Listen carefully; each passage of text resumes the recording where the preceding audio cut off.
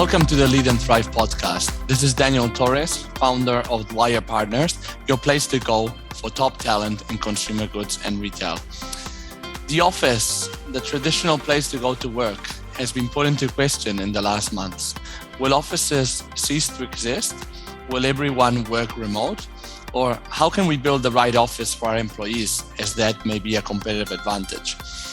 These questions are always very relevant, but probably we're asking ourselves these questions more now that a lot of offices are reopening. Hannah Nardini is a workplace consultant who works with blue chip companies globally, helping them design the workplace of the future. I have the pleasure to have her on board with us today to better understand how the most progressive companies are designing their workplace to have it as a competitive advantage in the years to come.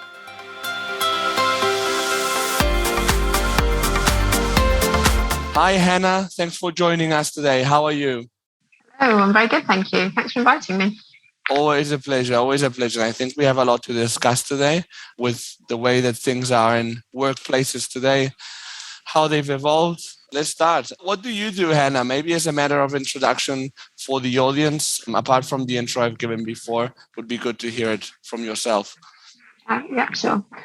My business specializes in workplace strategy, and it means that we do a full independent appraisal of an organization, and it will cover everything about that current environment through to understanding what the needs of the workforce may be. So it could even be looking at what does the workplace of 2030 look like, or 2035.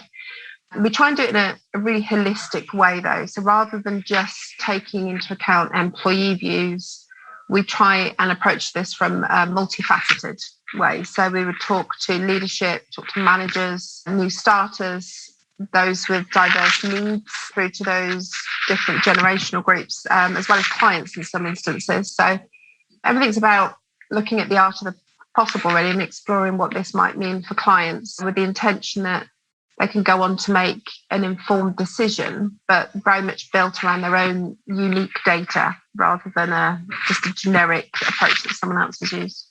Mm-hmm. How do you define workplace? Well, that's a good question.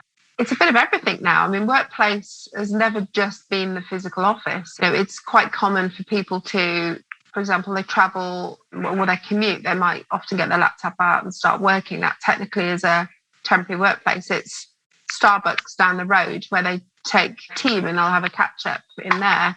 But obviously now the new dimension that everybody's introduced is remote working, and that also is an extension of the workplace. So it's less about it being one physical place. It's how do you facilitate people working in any environment at any point? So it's much wider now. So your projects go from office to, let's say, any place where a person or an employee can be working?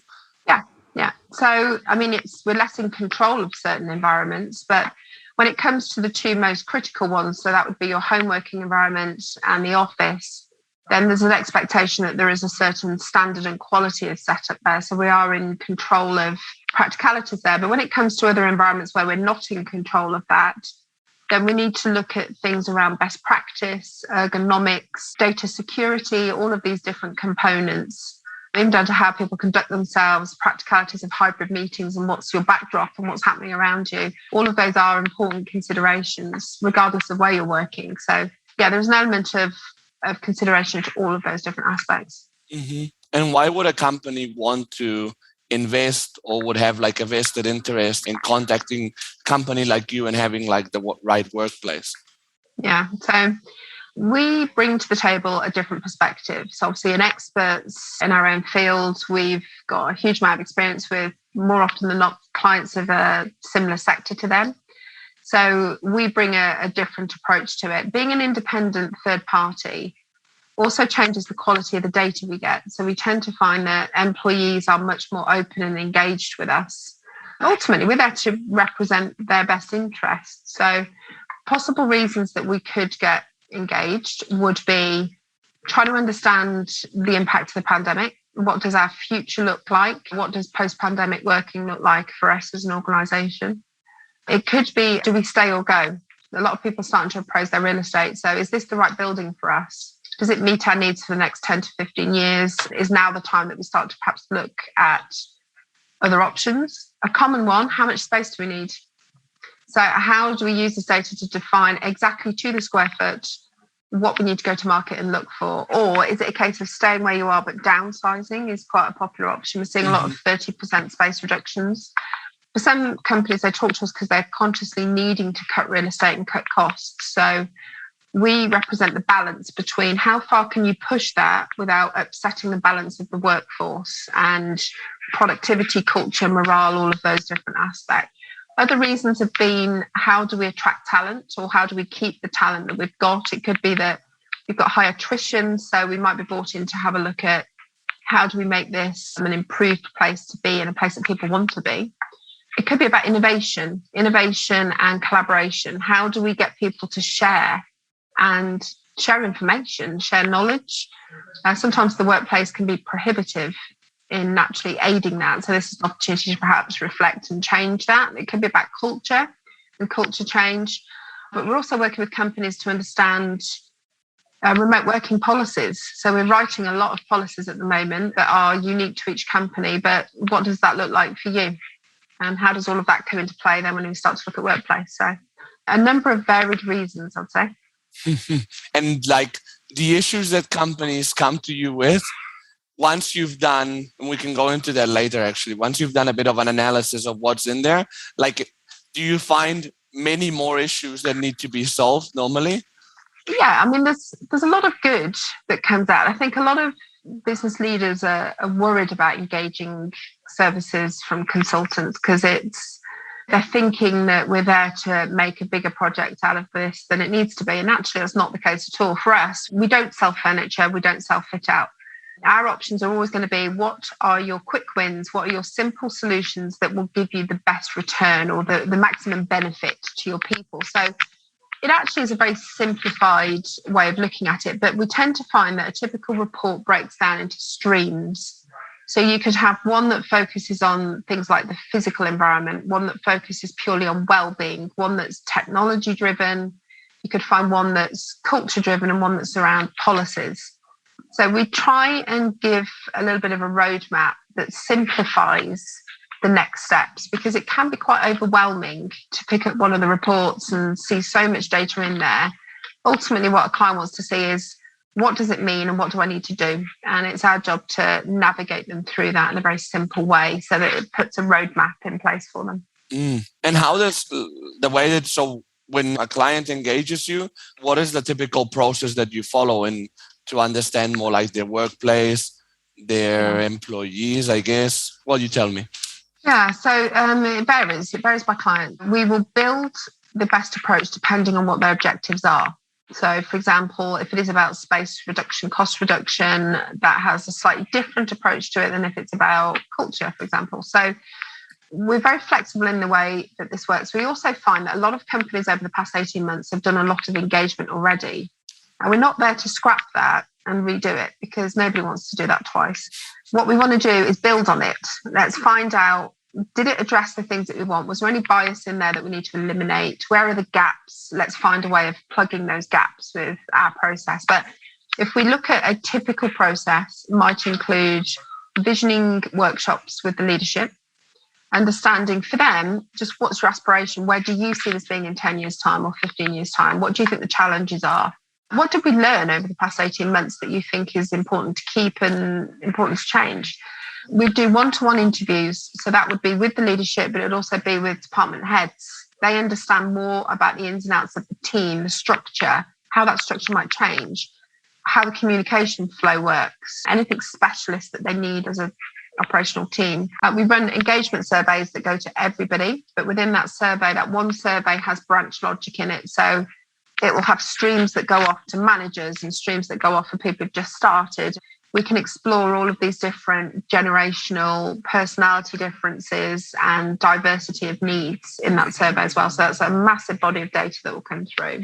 About 5 to 7 minutes. It's not a really deep and heavy survey. It's surprising how much we can get out of very few questions. I'd say it's all about the structure.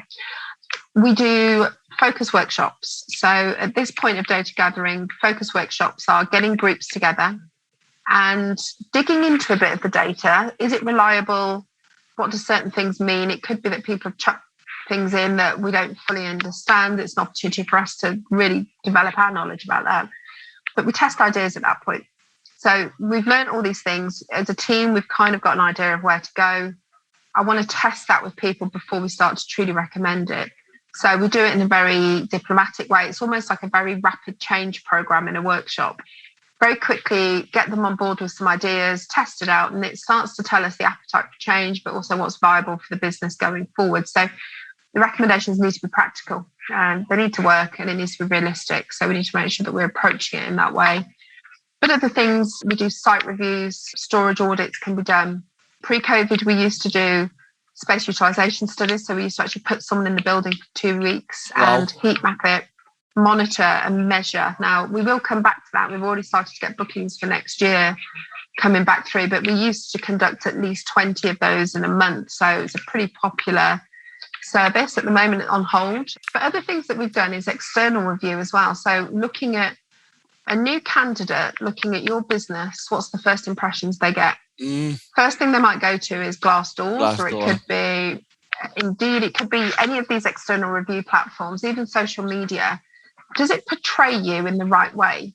And we look at the data that we've gathered from the inside, and we can objectively, as an external, look at what we know versus how it's represented and say, actually, it's not portraying you as you actually are. And so we can start to understand a little bit of maybe hindrance to recruitment in some areas. And we know that the younger generations are always looking at these platforms. If someone who's the same age of them says, don't work there, they're more likely to listen to that. And we then need to start looking at, well, how do we perhaps correct and remedy some of those things? So it's a really kind of 360 degree look at it. I think the word, as you said before, is holistic, no? And I know that you're working like with companies that are, I know that sometimes you work with smaller companies. I think you said starting at 30 employees. We've done 20 to 30 person offices. It's a very light touch process, which involves engagement. And some organizations are all about engagement. It's people first. And we strongly believe in that ethos. It's people first approach. But we also scale it up. So, we've got projects running at a global scale with 250,000 employees. 250,000. So we do everything in between. The process itself is more in depth, will take slightly longer, but our approach, it's the same. It's a completely scalable process. Mm-hmm. With all the data that comes with 250,000 people. I'm glad that you keep it. To write a report. I'm glad you keep it to 75 minutes per person. If not, it would be a bit too much, I think. Yeah. We fully immerse into a project. So we kind of live and breathe that project so that the client gets the absolute best quality product at the end of it. What does it mean to put the people in the center? I would have thought that the business wanted to put the business and the profitability in the center. No, very rarely do we see that, and it's good to see that is the case. Of course, cost comes into play. You need to be sensible. You need a balanced approach to it. Most businesses don't have resources just to chuck at things like workplace. So we have to be strategic in that, and that's a byproduct. If we get the people piece right, people thrive, they work efficiently, they work smarter, clients benefit because you are ticking all of those boxes, well-being improves, attrition will drop, absenteeism will drop, you'll get a happier and more engaged workforce. So putting people at the centre is absolutely the priority, and that's for us as a business. We specialise in occupational and behavioural psychology, so that for us is fundamental. We put that right and your business will be on the right track. So it makes it meaningful what you're doing. So it's incredibly important to do that. Is there any example that you can share about some transformation? I would say pre-COVID, and we can go later to COVID, post-COVID, but any transformation that you've done through this approach? Yeah, so as a business, we're nearly 9 years now doing this ourselves. From my experience, I'm 26 years in commercial interiors, and more specifically in workplace strategy. But we've seen some fantastic transformation projects. Consistently, we will deliver between 35 and 50% space savings on pretty much most projects. Or in some instances, we've seen 125% growth in headcount accommodated in a marginal increase in space or even the same space, but by just working smarter. So we've delivered consistently on space reduction, cost reductions. As far as employee engagement, our stats that were running up until COVID, we saw a 38% increase in employee engagement. We saw measurable cultural improvement. In some instances, that was going up by about 40%. Varies by organisation because culture starts at a very different place. Attrition reductions, we'd seen them start in some instances at around 22%. The lowest we've seen that drop down to is 0.5%, which has been fantastic. But other things like Net Promoter Score, would you recommend that organisation or working there to others? The sense of pride that people have in the organisation and the workplace has been significantly increased. And then I'd say the final one is productivity. Now, it's the holy grail of measurements because it's different things to different people, different roles, different ways of measuring it. If we purely base it on people's perception of how much more they get through, how productive they feel, and they're generally a pretty good gauge of that, average is about 21% gains in productivity. So It's a no-brainer. It's a no-brainer to consider these things because with a minimal investment in our fee and what we do, we can actually deliver outstanding results within the organisation. Yeah. But how can you do all this through just changing the workplace? What's the magic? What are the changes that they implement through your recommendations or the consultancy you give them? So kind of the other components of the business in addition to the strategy is the design side and it's the deliverable on change management.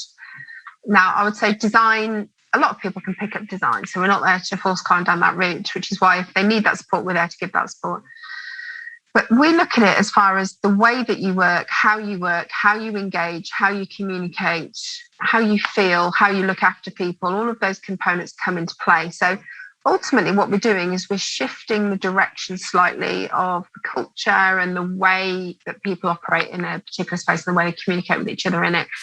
It won't happen on its own though. So the strategy delivers, this is where we want you to be. The design delivers the physical workplace transformation as far as let's make it a space that you want to be in and that you're proud of and it's practical and it just works. And the change management delivers the behaviours to make sure that the strategy is delivered and that the design is used effectively. So all three components are very much linked together. You need to deliver on all three to have a successful project. What you can't do is just deliver a strategy and hope for the best. It won't work. People need to be with you on the journey and we need to bring them along so that they understand what you're looking to achieve. And we put them on the path and encourage them to feel empowered and make decisions, go and work in a way that works for you, makes you productive, works for the team and the organisation generally. So obviously something happened in March 2020. Well, at least March 2020, maybe that's very Western centric, but for most people in the West, it was March 2020, when we had from one day to the next, our lives changed and we all went to work from home and so on. Obviously, speaking about COVID, we all know what happened through COVID, where everybody went to work from home and so on. I think that the more interesting and very fascinating piece and something that obviously comes up in conversations all the time is what will work look like in the future? So, of course, you're the specialist, Hannah. So you tell us, in what measure will things change? I mean, obviously, we all heard at the beginning about the Facebooks or Google saying that they would go fully remote. And it seemed like a lot of companies wanted to do that. Now, obviously, I think that the cracks that we've seen in some company cultures and so on have shown that that's not doable, probably, for most company cultures. But how do you think that companies will majorly function? Or how are you advising your clients to function moving forward? So pre-COVID, the approach used to be, okay, come in and observe us and learn about us, make recommendations about how to improve what we're doing. Obviously, we couldn't do that in the same way with COVID because actually that's historic now and that's not necessarily representative of the future. So then the emphasis shifted away from, well, what are we doing and how do we improve it, to what do we want to be and how do we get there? And it's a completely different mindset shift. So now it's actually everything's on the table. We've got this opportunity that is not going to come around very often, or hopefully not going to come around very often. And this is a once in a generation. And what you do next defines the legacy that you leave behind for the whole next generation of work in your organisation. And you would be remiss to miss that opportunity. If you try and force it back to the old way, you've learnt nothing and you didn't take any progressive step forward. But what we've noticed, and we started to run weekly surveys, and we started those in May of 2020, and we tracked it on a weekly basis. So as of actually the 14th, we have 876,470 survey responses. We've got one of the biggest bodies of data, and we've done that at a global scale. We've also worked with 168 clients ourselves over this time period. So there's a lot that we can bring as far as benchmarking and lessons learned and so on. But the world changed again in July. And July 2021? Yeah. What happened in July 2021? Well, prior to then, everything that we were reading in the media is all about everybody wants to continue having flexibility. They want to work from home, remote working. Absolutely, they do. And our data has consistently supported that people want flexibility. They don't just want to be a remote workforce. Most people don't want that. Most people don't. There are some people who want to be in the office 5 days a week because they personally just prefer the office environment. They're more productive. They maybe don't have a home setup to support remote working. There are those people, and particularly those with disabilities, who feel that this leveled the playing field. And for them, working remote, they're an equal. And suddenly it's like, I really value that and I want to keep that. There are some people, even those with caring responsibilities, being able to work in a more remote way and visit the office periodically when it's needed is important to them. But on the whole, people were looking for 2, at most 3 days working in the office with a bit of balance. So it's almost like a 50-50. But what happened was, and if we just look at the UK as an example on this, but the US is following an identical pattern here. But we started to see measures get lifted in the UK. And everyone was talking about Freedom Day, and it was all about this, just suddenly, the world's going to look so different for us. The government then started to focus on, well, we need to think about building the economy, and we need to think about all of those businesses that rely on office traders being around and commuting. And, we need to get people back on the underground and back on trains. And there's a lot of promotion in the media about that. So companies started to plan their return. Now, there's about 50% of people are ready to go back. They're saying, yes, I've got concerns. I'm worried about commuting. Hence, the amount of cars on the road has increased. There are people concerned, but nevertheless, they're like, yeah, I'm ready to kind of have a little bit of a healthy balance between the two. Some people are not ready. But 80% of our recent surveys that we've done have shown that 80% of companies, the employers have asked people to start going back, or at least have plans in place. That was surprising. That was a bit of a higher jump than we were expecting. But what's interesting, employees want to continue working remote. And if we take employee preference purely into account, average occupation in the office will be about 30%. Wow. Yeah, it's been holding that pattern for a good year. That's a pretty normal pattern. However, our most latest stats that closed on the 14th of September, so this is absolute live data. Yeah. The reasons that employees now tell us that they will return, nearly 70% is because my employer is expecting me to. So all of a sudden, and we doubted this. I mean, last October, we were running a series of webinars and we asked the question, is the pandemic enough to change a 300-year-old work culture? And we were interested because old habits die hard. Is it really going to change the world that much? Now, the most fascinating insight is employees want to work remote. Employers are less keen, to the point where 63% of them want their employees back in the office for 5 days a week. And if we then start to look at only 5% of them are happy with people being in the remote setting all the time, occupation has gone right the way back to pre-COVID level. It'd be 81%. And in fact, when we dug deeper, we asked employers, we've asked 20,000 employers over the past 2 weeks, what's your thoughts now on future ways of working? Now, going back 12 months ago, only 9% of them said, I don't want to change. I want it to go back to how it was. That 9% has jumped up as of the 14th to 56%. Wow. 56% of employers just want to go back to how they were doing things before the pandemic. They want the workers back in the office. Full They want to time, see practically. full time, 4 Yeah. or 5 days a week. And it's almost like we've not learned anything. And it's sad because when we then ask another question, who holds the power? Is it the employer or is it the employee who holds the power here? And there was one quote that I just thought was quite fascinating. Someone actually said, people need to be grateful they've still got a job. They will do as they are told. 71% of employers that we surveyed said that they hold the power and employees will toe the line. And so we asked employees, do you agree? Do employers hold the power? What happens in this scenario? 69% of them have said they will change their jobs if they don't get listened to as far as their working preferences. And in fact, that jumps up. If you've got caring responsibilities, 78% will consider changing jobs. And if you've got a disability, 88%. Wow. We're on a collision course. There are companies who are simply, there's employers who have lost touch with their employees and they feel that they can just call the shots. And it's not that case anymore. Employees have empowerment.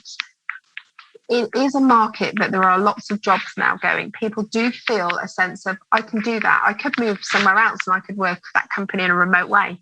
Suddenly, the talent pool has opened up slightly.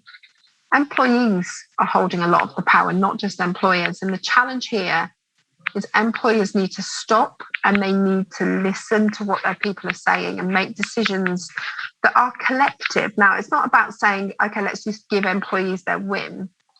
You need to listen because you will find a common ground here. If you start to reason with an employee, well, because of X, Y, and Z, these are the reasons why having some presence in the office is good. People will understand that, and that's sensible and it's reasonable. But for an employer to just say, I know that you want to work 2 to 3 days at home, but I'm going to make you come in for 5 days, you will lose your employees. And it's interesting because our original prediction a year ago, is it enough to change things? Initial signs at the moment are suggesting no. It looks like it could be bouncing back to how it used to be for some organisations, not every. The most progressive organisations are those that have been proactive and making decisions that are through engagement. So I guess that you would put like people that are coming to you as pretty progressive organizations, organizations that want to be progressive or want to follow a certain path. What are you generally advising them to do to set up their workplace to be successful, to marry the interests of employees and their own? So this is where our consultancy comes in. Just engage, talk to people and don't be disingenuous. If you're asking questions, be a good listener. There's a reason why employees are saying what they're saying. You've got to get to the root of that. But equally, employees need to respect that there's a different perspective too. And an employer and a team and a manager looks at it in a different way. And what we need to do is pull all of those threads together in the consultancy process and say, on the balance of all of this data, this is what we believe the most appropriate way forward will be. Now, again, when we look at the survey data, most recently, only 11% of company leaders have employed external consultants. 63% have done engagement, but very limited. And 48% of them said they're just going to disregard it anyway. It just begs the question, why do you ask the questions if you're not prepared to listen or do something about it? So tread carefully. It's, you've got a real opportunity here to transform. If you imagine the pandemic has pushed you 65% of the way towards transformation, you're either going to push it the extra 35% and change the path of your organisation, or you're going to go right the way back to the beginning and leave it for the next generation of leaders to come in and do that at a later time. But it's a missed opportunity. Yeah, totally. I mean, and especially given the type of results that you bring to the table with very clear numbers, it's at least worth thinking about. What do you think will be the outcome? I mean, do you think it will depend a lot on like each company culture, or is there a general setup of, 3 days office, 2 days working remote? Yeah, we believe in structure. So free for all is not necessarily the right approach. There's very few organisations that we've worked with, I'd say less than 5% are approaching it in that way. But people do appreciate that there is a value in place. having somewhere to go to in a central office is critical to businesses. So they want to keep that. If your organisation was set up as a virtual one from the outset, then you know no different. That's fine. You were consciously employed in that capacity. But a lot of people in engagement will tell us, well, I didn't subscribe to this. I subscribed to actually being able to go and socialise and work with colleagues. So the value of place is still incredibly strong. So what we really need to be recognising is just how do we work with that? People will support all of the decisions you make as a business, providing that it's coming from a sound basis and not just, I personally prefer doing this, therefore I expect all of you to do exactly the same. It's kind of taking a very different approach to it and needs to be looked at differently. Could you say could you justify having everyone in the office every day in the name of preserving the company culture? Because I know that's a concern that a lot of leaders have, that remote working is destroying their culture, or it's just a mystery where their culture will go to. But is it? Because the converse argument to that is some organisations that do not have offices, they're fully virtual, have the best culture and they've never met each other in person. So it doesn't actually hold water, that argument. This is generally down to failures in management and communication. But culture is a series of different things. It's not just one component. It's everything. It's the values you live by. It's the norms that you've created. It's how you communicate, how you use technology to communicate. It's a multifaceted thing. So having people together for some time, I see absolutely the merit in that. And yes, that's a strong argument for people coming together. So having a structured approach of 2 or 3 days in the office a week is enough to sustain that. But having people in an office for 5 days, why? Why do we need to do that? Are we saying that companies' organisational culture has literally disintegrated over the past 18 months by being virtual? Now, yes, it may have declined, but it won't have declined at the rate that they thought. And a lot of that is down to unsustainable issues with remote working. You can't spend this many hours in back-to-back virtual meetings. You can't extend your workday consistently at this level and perform. People are tired, they're burnt out, they're frustrated, it's stressful, they've picked up extra workload. Those are the issues why culture will be damaging, and those are the issues to address. But physically seeing people in an office is meaningless. It's a lot deeper than that. So I think it has to be looked at differently. Mm-hmm. Compared to the surveys that you saw pre-pandemic and post-pandemic, has the employee satisfaction rate changed in any way? A lot of, it has, and it's very variable by organisation. Depends on your starting point, depends on your culture. Mm. For those that had what we would say is perhaps a poorer culture pre-COVID, it's improved over the past 18 months because people felt they were thrust into a place where they had to be trusted, they had to be empowered, and all of a sudden it's like they came into their own and the company has just progressed, and it's been a fantastic experience.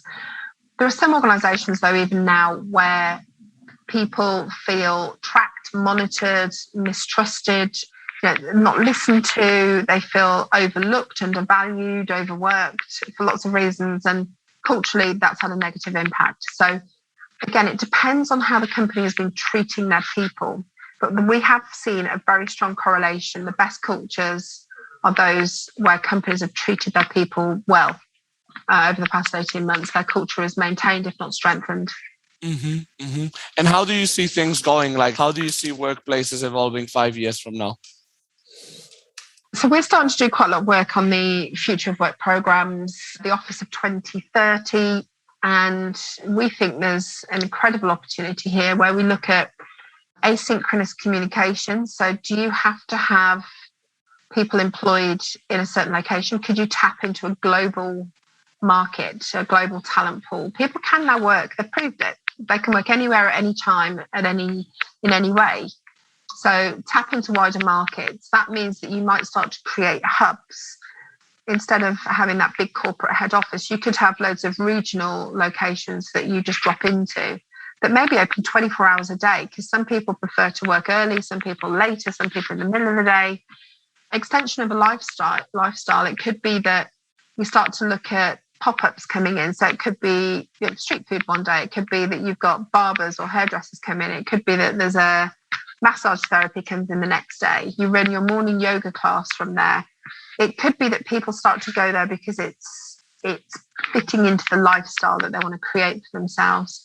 But we're also starting to have conversations with companies and large companies about the deskless office. Are people really going to leave a perfectly good desk in the home office, do an hour and a half commute and sit behind another desk somewhere else? It just doesn't really make much sense. But what about creating an office that's built around a restaurant or a cafe, and it's got nooks and tables and meeting pods and booths and phone spaces or virtual meeting rooms, and people come together for a sense of community and to socialize. But we also know that's where your best collaboration happens too. So why are we looking at workplace in the sense of rows of desks? It doesn't need to be. This is an opportunity to reinvent what the workplace delivers for people. So yeah, it's exciting times. I think the workplace in 10 years' time will look very different.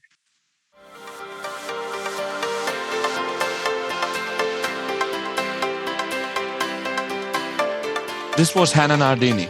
You can find her and contact her directly on LinkedIn or through myself if you think she can add value to your company and you're planning to redesign or rework your workplace. Thanks for joining us again, and please do share this podcast with your network of colleagues and friends. And of course, please reach out if you have any feedback or suggestions. Until the next episode.